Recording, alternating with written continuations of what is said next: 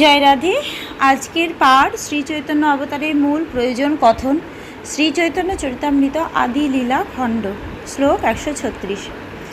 এত চিন্তি রহে কৃষ্ণ পরম কৌতুকী, হৃদয়ে বারয়ে প্রেম লোভ ধকধকি। এভাবেই বিবেচনা করে শ্রীকৃষ্ণ সে প্রেম আস্বাদন করার জন্য কৌতূহলী হন। সেই অপ্রাকৃত প্রেম আস্বাদন করার প্রবল বাসনা তার হৃদয়ে বর্ধিত হয়ে বিস্তার লাভ করে। এই এক শুনো আর লোভের প্রকার, সমাধুর্য দেখি কৃষ্ণ করেন বিচার। সেটি এক প্রকার লোভ। এখন দয়া করে অন্য প্রকার লোভের কথা শ্রবণ করা। তার নিজের মাধুর্য দর্শন করে শ্রীকৃষ্ণ বিবেচনা করেন। অদ্ভুত অনন্ত পূর্ণ আর মধুরিমা, ত্রিজগতে ইহার কেহ নাহি পায় সীমা। আমার মধুরিমা অদ্ভুত, অনন্ত ও পূর্ণ, ত্রিজগতের কেউই তার সীমানার সন্ধান পায় না। এই প্রেম দ্বারে নিত্য রাধিকা একলি, আমার মাধুর্যামৃত আস্বাদে সকলি। শ্রী রাধিকা তার প্রেমের বলে একাকী আমার সমস্ত অমৃত মাধুরী আস্বাদন করেন। যদ্যপি নির্মল রাধার সৎ প্রেম দর্পণ, তথাপি স্বচ্ছতা তার বাড়ে ক্ষণে ক্ষণ। যদিও রাধারানী প্রেম দর্পণের মতো নির্মল, তবুও তার স্বচ্ছতা প্রতিক্ষণে বর্ধিত হয়। আমার মাধুর্য নাহি বাড়িতে অবকাশে, এ দর্পণের আগে নব নবরূপে ভাসে। আমার মাধুর্যেরও বর্ধিত হওয়ার কোনো অবকাশ নেই, তবুও তা দর্পণের সম্মুখে নবনব রূপে উদ্ভাসিত হয়। মাধুর্য রাধার প্রেম দোহে হর করি, ক্ষণে ক্ষণে বাড়ে দোহে কেহ নাহি হারি। আমার মাধুর্য এবং শ্রী রাধিকার প্রেম দর্পণের মধ্যে নিরন্তর প্রতিযোগিতা চলছে। তারা উভয়েই ক্ষণে ক্ষণে বর্ধিত হয়, কিন্তু দুজনের মধ্যে কেউই পরাজিত হয় না। আমার মাধুর্য নিত্য নব নব হয়, শশা প্রেম অনুরব ভক্তে আস্বাদয়। দর্পণাদ্যে দেখি যদি আপন মাধুরী, আস্বাদিতে হয় লোভ আস্বাদিতে নারী। আমার মাধুর্য চির নবীন, তাদের স্বীয় প্রেম অনুসারে ভক্তরা তা ভিন্ন ভিন্নভাবে আস্বাদন করে। আমি যখন দর্পণের স্বীয় মাধুর্য দর্শন করি, তখন তা আস্বাদন করার জন্য আমার লোভ জন্মায়, কিন্তু আমি তা আস্বাদন করতে পারি না। বিচারে করিয়ে যদি আস্বাদ উপায়ে রাধিকা স্বরূপ হইতে তবে মনোধায়। যখন আমি তা আস্বাদন করার উপায় উদ্ভাবন করার চেষ্টা করি, তখন আমার রাধিকা স্বরূপ হতে মন চায়। শ্রীকৃষ্ণের আকর্ষণ অদ্ভুত ও অনন্ত, কেউই তার অন্ত খুঁজে পায় না। আশ্রয় তত্ত্ব শ্রীমতী রাধারানী কেবল তা পূর্ণরূপে আস্বাদন করতে পারেন। শ্রীমতী রাধারানী অপ্রাকৃত প্রেমের দর্পণ, সম্পূর্ণরূপে স্বচ্ছ, কিন্তু তবুও শ্রীকৃষ্ণকে জানার অপ্রাকৃত পন্থায় তা স্বচ্ছতর থেকে স্বচ্ছতম হয়ে ওঠে। শ্রীমতী রাধারানীর হৃদয় দর্পণে পরমেশ্বর ভগবান শ্রীকৃষ্ণ নব নবরূপে নিত্য প্রকাশিত হন। পক্ষান্তরে শ্রীমতী রাধারানীকে জানার মাত্রা অনুসারে শ্রীকৃষ্ণের আকর্ষণ বর্ধিত হয়। প্রত্যেকেই পরস্পরকে অতিক্রম করার বাসনা করেন। প্রেম মাধুর্য বর্ধিত হওয়ার দ্বন্দ্বে কেউই পরাজিত হতে চান না। সেই ক্রমবর্ধমান প্রেম মাধুর্য আস্বাদন করার জন্য শ্রীকৃষ্ণ শ্রীচৈতন্য মহাপ্রভু রূপে আবির্ভূত হয়েছেন।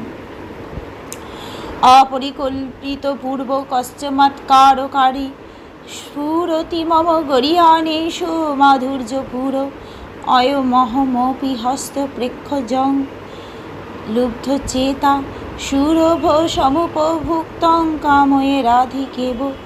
এক অনাস্বাদিত মাধুর্য যা প্রতিটি মানুষকে চমৎকৃত করে, তা আমার থেকে অধিক কে প্রকাশ করে।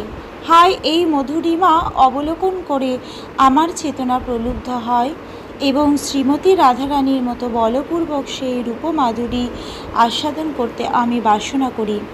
এই শ্লোকটি শ্রী রূপ গোস্বামী বিরচিত ললিত মাধব থেকে উদ্ধৃত হয়েছে। দ্বারকায় লীলা বিলাসকালে মণিভিত্তিতে আপনার প্রতিবিম্বের রূপমাধুরী দর্শন করে ভগবান শ্রীকৃষ্ণ এই উক্তি করেছিলেন। কৃষ্ণ মাধুর্যের এক স্বাভাবিক বল, কৃষ্ণ আদি নরনারী কর এ চঞ্চল। শ্রীকৃষ্ণের মাধুরীর একটি স্বাভাবিক ক্ষমতা রয়েছে, যা স্বয়ং ভগবান শ্রীকৃষ্ণ থেকে শুরু করে সকলকেই চঞ্চল করে। শ্রবণে দর্শনে আকর্ষয়ে সর্বমন, আপনা আস্বাদিতে কৃষ্ণ করেন যতন। এ মাধুর্যামৃত পান সদা যেই করে, তৃষ্ণা শক্তি নাহে নহে তৃষ্ণা বাড়ে নিরন্তরে। অতৃপ্ত হইয়া করে বিধির নিন্দন, অবিদগ্ধ বিধি ভালো না জানে সৃজন। তার সুমধুর কণ্ঠস্বর বা বংশীধ্বনি শ্রবণ করে এবং তার অনুপম রূপ মাধুরী দর্শন করে সকলের মন তার প্রতি আকৃষ্ট হয়। এমনকি স্বয়ং ভগবান শ্রীকৃষ্ণ তার এই মাধুর্য আস্বাদন করার জন্য সচেষ্ট হন। এই অমৃতপম মাধুর্য পান করে তৃষ্ণা কখনো নিবারিত হয় না, পক্ষান্তরে সেই তৃষ্ণা নিরন্তর বৃদ্ধিপ্রাপ্ত হয়। তারা তখন অতৃপ্ত হয়ে ব্রহ্মার নিন্দা করে বলেন যে তিনি সৃষ্টিকার্যে অনভিজ্ঞ, তাই যথাযথভাবে সেই কাজটি সম্পন্ন করতে পারেননি। ভগবান শ্রীকৃষ্ণের অনন্ত রূপ মাধুরী দর্শন করার জন্য একটি কোটি নেত্র না দিয়ে ব্রহ্ম কেবলমাত্র দুটি নেত্র দিয়েছেন, তাতে আবার পলক পড়ে। তাহলে কিভাবে আমি শ্রীকৃষ্ণের মুখমণ্ডলের অনুপম রূপ দর্শন করব? অটতি যদ্ভবানহন্নি কাননাং ত্রুটির যুগায়তে তামপশ্যতাম কুটিলকুন্তলাং শ্রীমুখঞ্চতে জড় উদিক্ষতাং পাক্ম কৃদ্ম শ্যাম।